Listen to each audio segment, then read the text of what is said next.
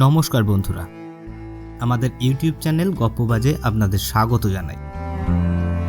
আমরা নির্বাচিত কিছু গল্প, নাটক, প্রতিবেদন ও চিঠির অডিও রূপ এই চ্যানেলের মাধ্যমে আপনাদের সাথে শেয়ার করব। আমাদের মূল লক্ষ্য আমাদের এই যাত্রাপথে বাংলা সাহিত্য রসের কিছু অংশমাত্র আস্বাদন করা ও আপনাদের সাথে ভাগ করে নেওয়া। এই পথ চলায় আপনারা আমাদের সাথে যুক্ত হবেন ও সঙ্গে থাকবেন, এই আশা আমরা রাখি।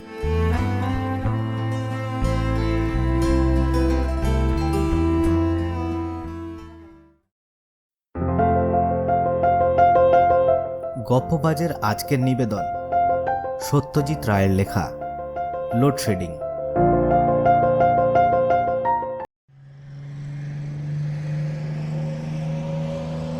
ফণীবাবু তার গন্তব্যে পৌঁছানোর কিছুক্ষণ আগে থেকেই আঁচ করলেন যে তার পাড়ায় লোডশেডিং হয়ে গেছে। আজ আপিসে ওভারটাইম করে বেরোতে বেরোতে হয়ে গেছে 8:15। ডালহৌসি থেকে বাসে তার পাড়ায় পৌঁছাতে লাগে 35 মিনিট। কতক্ষণ হলো বিজলি গেছে জানার উপায় নেই, তবে একবার গেলে ঘন্টা চারেকের আগে আসে না।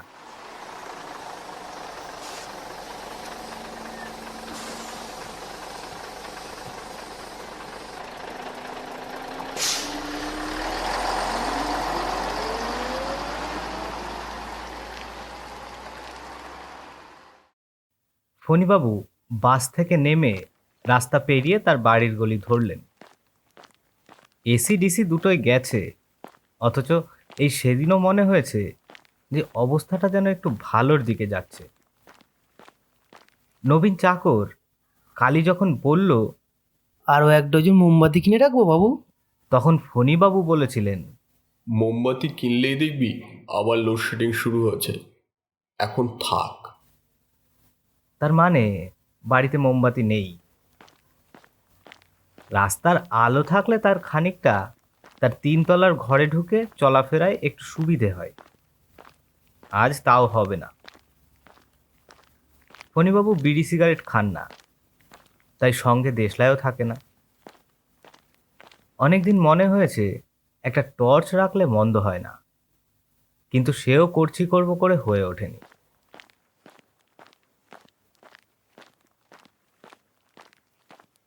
বড় রাস্তা থেকে গলি ধরে মিনিট 3 গেলে পরে ফণীবাবুর বাসস্থান 17-2। ফুটপাতের ওপর শোয়া গোটা 3 নেড়ি কুত্তার বাচ্চাকে বাঁচিয়ে ফণীবাবু তার বাড়ির সদর দরজা দিয়ে ভিতরে ঢুকলেন। মাসখানেক হলো কারবালা ট্যাঙ্ক রোডের বাসা ছেড়ে এইখানে এসেছেন ফণীবাবু, তিনি আর চাকর নবীন। বাড়ির প্রত্যেক তলায় 2টো করে ফ্ল্যাট। সিঁড়ির দিকে এগোতে এগোতে ফণীবাবু লক্ষ্য করলেন একতলায় স্কুল মাস্টার জ্ঞান দত্তর ঘর থেকে একটা কম্পমান হলদে আলো পড়ছে বারান্দা আর উঠানে, মোমবাতির আলো। অন্য ফ্ল্যাটটা অন্ধকার, কোনো সাড়া শব্দ নেই। আজ পঞ্চমী। রমানাথবাবু যেন বলেছিলেন পুজোয় ঘাটশিলা না মধুপুর কোথায় যাবেন, আজই চলে গেলেন নাকি? সিঁড়ির তলায় এসে নবীন বলে ডাক দিলেন ফণীবাবু। কোনো উত্তর নেই। বেরিয়েছে।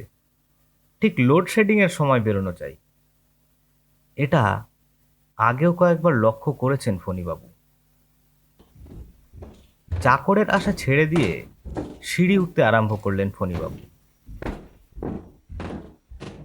মোমবাতির আলোতে প্রথম কয়েকটা ধাপ দেখতে অসুবিধা হচ্ছে না, কিন্তু তারপরেই অন্ধকার। তার জন্য চিন্তার কোনো কারণ নেই। 3-24-72 ধাপ তাকে উঠতে হবে, এটা তার জানা। লোডশেডিং এর আশঙ্কা করেই ফণীবাবু একদিন সিঁড়ির সংখ্যা গুণে রেখেছিলেন, তাতে অন্ধকারে ওঠার অনেকটা সুবিধা হয়।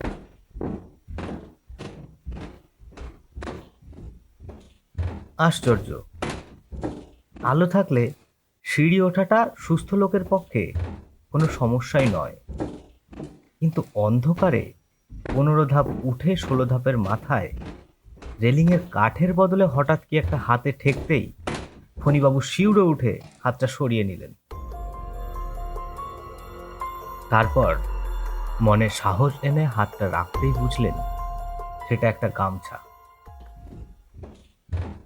দোতলায় কোনো আলো নেই, কোনো শব্দও নেই, তার মানে লোক নেই। পশ্চিমে 2টো ঘর নিয়ে থাকেন গেস্টেনার অফিসের বিজনবাবু, সঙ্গে থাকেন তার স্ত্রী আর 2 ছেলে। ছোট ছেলেটি মহা দুরন্ত, এক মুহূর্ত মুখ বন্ধ থাকে না তার। অন্যদিকে 2টি ঘর নিয়ে থাকেন কলেজ স্ট্রিটের এক জুতোর দোকানের মালিক মহাদেব মণ্ডল। ইনি সন্ধ্যায় প্রায়ই এক বন্ধুর বাড়িতে তাস খেলতে যান। বিজনবাবুরা মাঝে মাঝে সপরিবারে হিন্দি ছবি দেখতে যান, আজও হয়তো গেছেন।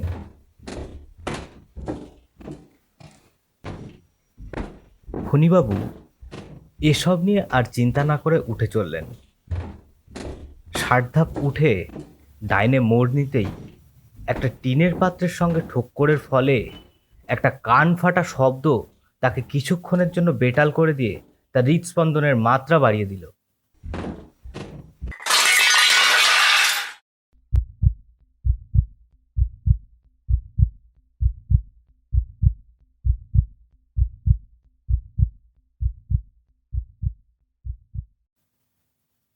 বাকি 12টা ধাপ তাকে তাই অতি সাবধানে পা ফেলে উঠতে হলো। এবার বাঁয়ে ঘুরতে হবে। সামনের দড়িতে ঝোলানো একটা খালি পাখির খাঁচা পড়বে। তার পড়শি নরেশ বিশ্বাসকে তিনি অনেক দিন থেকে বলছেন যে ময়নাটা যখন মরে গেছে তখন আর খালি খাঁচাটাকে পথের মাঝখানে ঝুলিয়ে রাখা কেন। ভদ্রলোক এখনো পর্যন্ত কথাটা কানেই তোলেননি। ফণীবাবু শরীরটাকে হ্যাঞ্চব্যাকের মতো বেঁকিয়ে খাঁচা বাঁচিয়ে ডান হাতটা বাড়িয়ে দেয়ালে ভর করে তার ঘরের দিকে এগোলেন।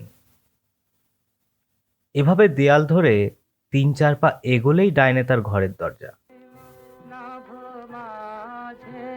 একটা গানের শব্দ ভেসে আসছে, রবীন্দ্রসঙ্গীত, বোধহয় পাশের বাড়ি থেকে।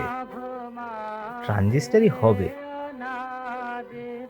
লোডশেডিং এর আদিম ভুতুড়ে পরিবেশে এই জাতীয় শব্দ মনে একটা সাহসের সঞ্চার করে। অবশ্যই এটাও বলা দরকার যে ফণীবাবুর ভূতের ভয় নেই মোটেই।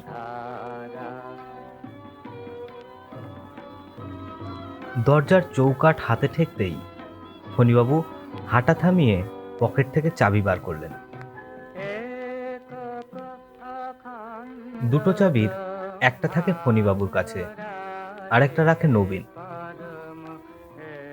তালার জায়গা আন্দাজ করা সহজ ব্যাপার, কিন্তু কড়া হাতরে ফণীবাবু তালা পেলেন না। অথচ তার স্পষ্ট মনে আছে যে আজ আপিসে যাবার সময় তিনি তালা লাগিয়ে পকেটে চাবি পুরেছেন। এটাও কি তাহলে নবীনের কীর্তি? সে কি তাহলে ভিতর থেকে দরজা বন্ধ করে ঘুমিয়ে পড়েছে? ফণীবাবু দরজা ধাক্কা দিতে গিয়ে বোকা বনে গেলেন, কারণ দরজা দিব্যি খুলে গেল। নবীন! কোনো উত্তর নেই। নবীন ঘুম কাতুরে নয়, সেটা ফণীবাবু জানেন। ফণীবাবু চৌকাঠ পেরিয়ে ঘরে ঢুকলেন। অবশ্যই ঘরে ঢুকলেন কথাটা বোধহয় ঠিক হলো না, কারণ দরজার পিছনে কি আছে তা বুঝতে হলে বেড়ালের চোখ দরকার। ফণীবাবু একবার চোখ বন্ধ করে আবার খুলে দেখলেন 2টো অবস্থার মধ্যে কোনো তফাৎ নেই। বাকি কাজ তিনি ইচ্ছা করলে চোখ বন্ধ করেই করতে পারেন। একেই বলে নিরেট অন্ধকার, যাকে দুহাত দিয়ে ঠেলে সামনে এগোতে হয়। দরজার বাঁ পাশে একফালি দেয়াল, তাতে সুইচ বোর্ড। তারপর দেয়াল ঘুরে গিয়ে পাশের ঘরের দরজা, আর দরজা পেরিয়ে ব্র্যাকেট আলনা। ফণীবাবুর হাতে ছাতা, সেটাকে আলনায় টাঙানো দরকার। গরম লাগছে, গায়ের জামাটা খুলে সেটাও আলনায় যাবে। তবে জামা খোলার আগে বুক পকেট থেকে মানিব্যাগটা বার করে আলনার পরেই বাদিকে টেবিলের দেরাজে রাখতে হবে। ফণীবাবু হাত বাড়ালেন সুইচ আন্দাজ করে। এখন বাতি জ্বলবে না ঠিকই, তবে বিজলি এলেই নিঃশব্দে আলো জ্বলে ওঠার মজাটা থেকে ফণীবাবু বঞ্চিত হতে চান না। দুটো সুইচের একটার মাথা খোলা। নবীন একদিন লোডশেডিং এর মধ্যেই হাতড়াতে গিয়ে শক খেয়েছিল। ফণীবাবু মোক্ষম আন্দাজে সেটাকে এড়িয়ে দ্বিতীয়টা বুড়ো আঙুল আর তর্জনীর মৃদু চাপে নামিয়ে দিলেন। খুট শব্দটা শুনতে ভালোই লাগলো। সুইচ থেকে হাত সরিয়ে নিয়ে দ্বিতীয় দরজার ফাঁকটা পেরোতেই আবার দেয়াল ঠেকলো হাতে। এরপরেই তার মাথার সমান হাইটে, কিন্তু না, আলনার বদলে একটা অন্য জিনিস হাতে ঠেকলো। শুধু ঠেকলো না, আঙুলের একটা বেআন্দাজি খোঁচা লাগায় সেটা স্থানচ্যুত হয়ে মাটিতে পড়ে ভেঙে চুরমার হয়ে গেল। একটা ছবি, না হয় একটা আয়না। ফণীবাবু বুঝলেন তার পায়ের উপর কাচের টুকরো এসে পড়েছে। পায়ে চটি, তাই কাচ ফোটার ভয় নেই, কিন্তু আলনাটা গেল কোথায়? সে ভাবনা তাকে কিছুক্ষণের জন্য অনড় করে দিল। তার ঘরে একটা ছবি আছে বটে, পরমহংসদেবের, কিন্তু সেটা থাকবার কথা উল্টো দিকের দেয়ালে। আয়নাটা থাকে টেবিলের ওপর। এটা নির্ঘাত নবীনের কীর্তি। ঘরের জিনিস এখান ওখান করার বাতিক তার আছে বটে। তার চটি জোড়া তিনি রাখেন টেবিলের নিচে, আর বারণ করা সত্ত্বেও নবীন প্রতিদিন সেটাকে চালান দেয় খাটের তলায়। ফণীবাবু হাতের জীর্ণ ছাতাটাকে মাটিতে নামিয়ে হাতলটা দেয়ালে ঠেকিয়ে সেটাকে সাবধানে দাঁড় করিয়ে রাখলেন। তারপর পকেট থেকে মানিব্যাগটা বার করে এগিয়ে গেলেন অদৃশ্য টেবিল লক্ষ্য করে। এগোবার পথে পায়ের চাপে কাঁচ ভাঙল। এবার বা হাতটা টেবিলের কোণে ঠেকলেই দেরাজের হাতল খুঁজে পাওয়া সহজ ব্যাপার, কিন্তু বাহাত টেবিলে ঠেকল না। আন্দাজে ভুল হয়েছে। আর এক পা এগিয়ে গেলেন ফণীবাবু। অন্ধকার এখনো নিরেট। রাস্তার দিকে জানলাটা খুললে হয়তো খানিকটা সুবিধা হতো। এবার বাহাতটা বাধা পেল। একটা আসবাব, কাঠের আসবাব, কিন্তু টেবিল নয়। আলমারি কি? হ্যাঁ, এই তো হাতল। খাড়াখাড়ি হাতল, কাচের হাতল, কলকাটা কাঠ গ্লাস, যেমন অনেক পুরনো আলমারিতে থাকে। ফণীবাবুর একটা পুরনো আলমারি আছে বটে, কিন্তু তার হাতল কাঁচের কিনা সেটা মনে পড়ল না।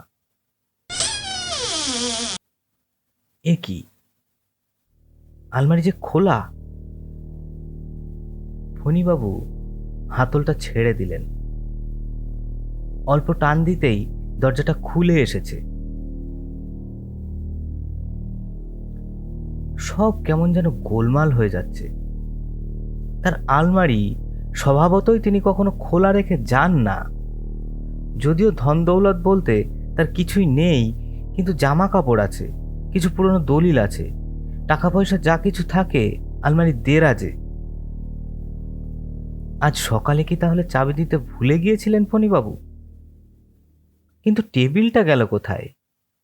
তাহলে কি ঠিক তাই হবে? কারণটা খুঁজে পেয়েছেন ফণীবাবু। গতকাল ছিল রবিবার, দুপুরে এলো তুমুল বৃষ্টি, আর তখনই ফণীবাবু দেখলেন তার ঘরের সিলিং থেকে ফোঁটা ফোঁটা জল পড়ছে ঘরের ভিতর। টেবিলের উপরেও জল পড়েছিল, তাই নবীন খবরের কাগজ চাপা দিয়েছিল। আসলে বাড়িটা বেশ পুরনো, বাড়িওয়ালাকে ছাদ সারানোর কথা বলতে হবে, কথাটা তখনই মনে হয়েছিল ফণীবাবুর। আজও যে এ পাড়ায় দুপুরে বৃষ্টি হয়েছে সেটা ফণীবাবু রাস্তা ভিজে দেখেই বুঝেছিলেন। নবীন যদি টেবিলটাকে জানলার দিকে সরিয়ে থাকে এবং কাপড় সমেত আলনাটা উল্টো দিকের দেয়ালে টাঙিয়ে থাকে, তাহলে বলতে হবে সে সুবিবেচনার পরিচয় দিয়েছে।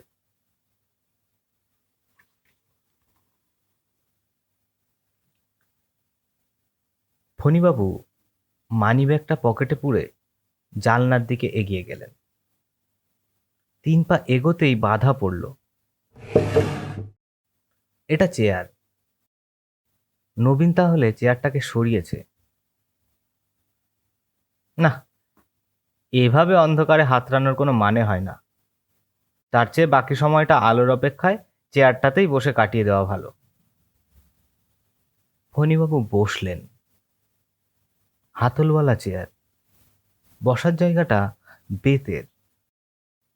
একবার যেন মনে হলো তার নিজের ঘরের চেয়ারে হাতল নেই, কিন্তু পর মুহূর্তেই খটকাটা মন থেকে দূর করে দিলেন।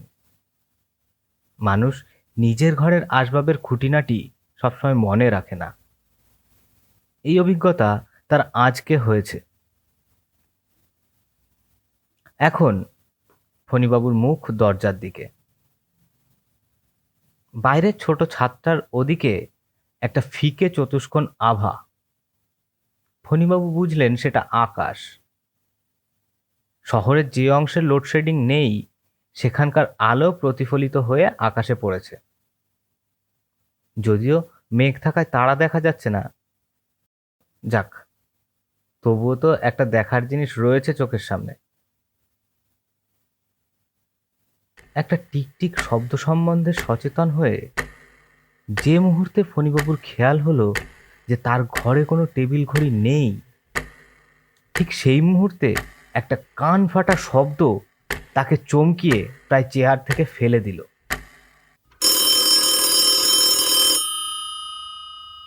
টেলিফোন।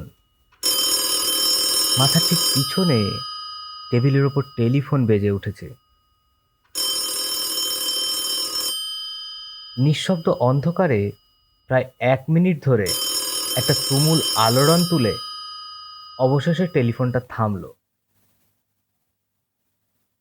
এইবার ফণীবাবু বুঝলেন তিনি তার নিজের ঘরে আসেননি, কারণ তার টেলিফোন নেই। আর এই উপলব্ধির সঙ্গে সঙ্গেই তার কাছে আসল ব্যাপারটা পরিষ্কার হয়ে গেল। 17-2 আর 17-3 হলো পাশাপাশি বাড়ি, একই ধাঁচের দুটো বাড়ি। দুটো বাড়ি 3 তলা, দুটো বাড়িরই একই বাড়িওয়ালা। 17-3-এ ফণীবাবু কোনোদিন ঢোকেননি, কিন্তু আজ বোঝাই যাচ্ছে যে দুটো বাড়ির প্ল্যানই প্রায় হুবহু এক। তিনি এখন বসে আছেন 17-3-এর 3 তলার পশ্চিমের ঘরে। সেই ঘরের আলো এখন নেই, কিন্তু ঘরের দরজা খোলা, আলমারি খোলা। তার মানে যাই হোক না কেন, ফণীবাবু নিজের ভুল বুঝতে পেরে আর সময় নষ্ট না করে উঠে পড়ার উপক্রম করেই আবার তৎক্ষণাৎ বসে পড়লেন। আর একটা শব্দ, এটা এসেছে তার খুব কাছেই বাদিক থেকে।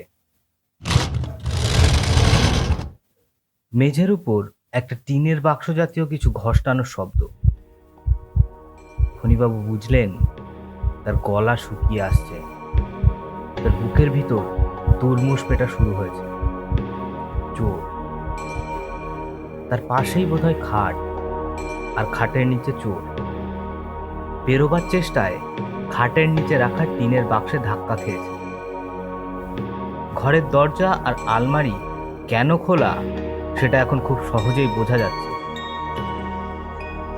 চোরের কাছে যদি হাতিয়ার থাকে তাহলে ফণীবাবুর অবস্থা খুবই সংকটাপন্ন।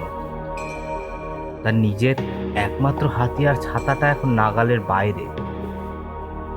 তাছাড়া ছাতার যা দৈন্য দশা, তাতে চোরের চেয়ে ছাতাটি জখম হবে বেশি। চোর অবশ্যই চুপ মেরে গেছে, কারণ টিনের বাক্সের শব্দ তুলে নিজের উপস্থিতিটা জানান দেবার অভিপ্রায় তার নিশ্চয় ছিল না। ফলে সে হয়তো কিঞ্চিত আড়ষ্ট। ঠিক ঠিক ঠিক, একটা টিকটিকি ডেকে উঠল। ভুল ভুল ভুল, ফণীবাবুর মন বলল। একটা বিশ্রী ভুল করে একটা বিশ্রী অবস্থার মধ্যে এসে পড়েছেন তিনি। ছিচকে চোরের কাছে আগ্নেয়াস্ত্র থাকার সম্ভাবনা কম, তবে ছোড়াছুড়ি থাকা অসম্ভব নয়। অবশ্যই অনেকজন নিরস্ত্র অবস্থাতেই বেরোয়। হাতাহাতির প্রশ্ন হলে ফণীবাবু হয়তো লড়ে যাবেন, কারণ এককালে তিনি ফুটবল খেলেছেন পাড়ার টিমে। কিন্তু মুশকিল করেছে এই অন্ধকার। দৃষ্টির অভাবে অতি শক্তিশালী মানুষও অসহায় বোধ করে। কিন্তু তাহলে কি করা যায়? যা কপালে থাকে বলে উঠে পড়বেন কি? কিন্তু যদি সিঁড়ি নামার মুখে বিজলি এসে যায়, আর ঠিক সে সময় যদি একদিক থেকে চোর পালায় আর অন্য দিক থেকে ঘরের মালিক এসে পড়েন, আর মালিক যদি এসে দেখেন তার ঘরে চুরি হয়েছে, তাহলে তো... ফণীবাবুর চিন্তায় ছেদ পড়ল। নিচ থেকে একটা পায়ের শব্দ আসছে। এই সিঁড়ি ওঠা শুরু হলো। ধীরে ধীরে উঠছেন ভদ্রলোক। ওঠার মেজাজ আর পায়ের শব্দ থেকে পুরুষ বলে বুঝতে অসুবিধা হয় না। 48 ধাপ অব্দি গুণে 49-এর মাথায় ফণীবাবুর ধারণা বদ্ধমূল হলো যে এই ঘরের মালিকই আসছেন সিঁড়ি উঠে। আর সেই সঙ্গে হঠাৎ ভেলকির মতো মনে পড়ে গেল, এই ঘরের মালিককে তো চেনেন ফণীবাবু, এতক্ষণ খেয়াল হয়নি কেন? শেয়ারের ট্যাক্সিতে একবার ডালহৌসি অব্দি গিয়েছিলেন ভদ্রলোকের সঙ্গে। কোনো কারণে বাস বন্ধ ছিল সেদিন। ভদ্রলোক নিজেই নিজের পরিচয় দিয়েছিলেন। নাম আদিনাথ সান্যাল। বছর 50 বয়স, জাদ্রেল চেহারা, টকটকে রং, গায়ে ফিনফিনে আদ্যির পাঞ্জাবি, ঘন ভুরুর নিচে তীক্ষ্ণ সবজেটে চোখ। 62, 63, 64। পায়ের শব্দ এখন জোরালো। ঘরের ভিতরেও শব্দ, খচমচ, ধূপধাপ, আর তারপরেই একটা যন্ত্রণাসূচক উফ। পায়ে কাঁচ বিঁধেছে। চোরের শাস্তি। বাইরের আকাশের ফিকে আলোটা এক মুহূর্তের জন্য ঢেকে গিয়ে আবার দেখা গেল চোর ঘুরছে ডান দিকে। পাইপটা বেয়ে নামা ছাড়া আর গতি নেই তার। সিঁড়ির পায়ের শব্দ এবার মেঝেতে। বাইরের বারান্দায় ফণীবাবু উঠে পড়লেন। সাবধানে কাঁচ বাঁচিয়ে হাতের ছাতাটা তুলে নিয়ে পাশের ঘরে গিয়ে ঢুকলেন। দরজার মুখ অবধি এসে পায়ের শব্দ থামল চৌকাঠের বাইরে।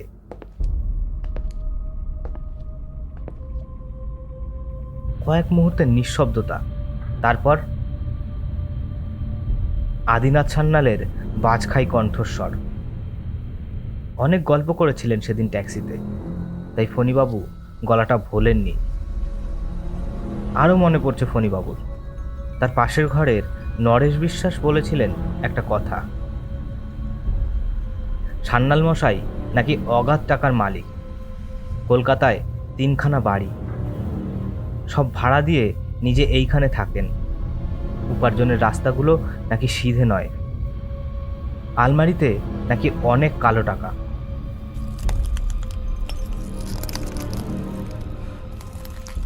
সান্যাল মশাই এখন ঘরের ভিতর কাঁচ ভাঙতে ভাঙতে এগিয়ে চলেছেন হাতে হাতে চোর ধরার আশায়।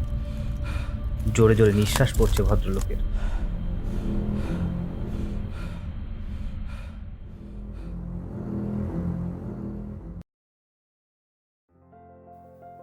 ফণীবাবুর আর ভয় নেই। আদিনাথ সান্যালের পিছন দিয়ে ঘর থেকে বেরিয়ে নিঃশব্দে ৭২টা সিঁড়ি নেমে রাস্তায় বেরিয়ে পড়ে ১৭-২-এর দিকে রওনা দিলেন। নিজের বাড়ির ৩ তলায় এসে খালি পাখির খাঁচাটা বাঁচিয়ে একবার এগোতেই যখন বিজলি ফিরে এলো, তখন ফণীবাবু লক্ষ্য করলেন যে তার হাতে একটি ঝকঝকে নতুন হাল ফ্যাশনের জাপানি ছাতা এসে গেছে।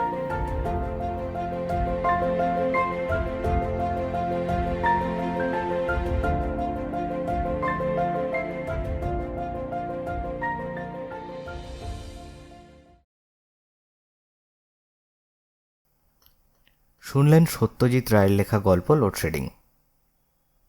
গল্পটি কেমন লাগলো আমাদের কমেন্টে জানান। যদি ভালো লেগে থাকে লাইক এবং শেয়ার করুন, আমাদের চ্যানেলটিকে সাবস্ক্রাইব করুন।